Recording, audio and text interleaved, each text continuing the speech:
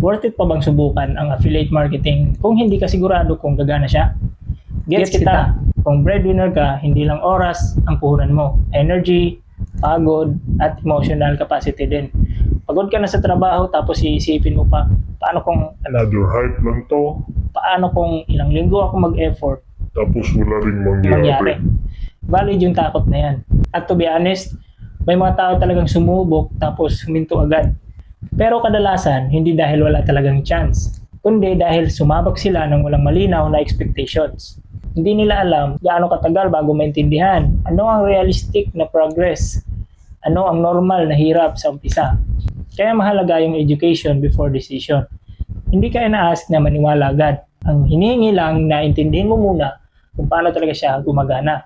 Kasi kapag may clarity ka, mas kontrolado mo yung risk at kahit mag-decide ka na hindi pala para sa'yo, at least informed choice yun, hindi pa dalos-dalos.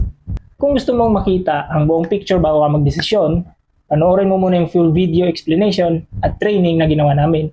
Walang pressure, impormasyon muna.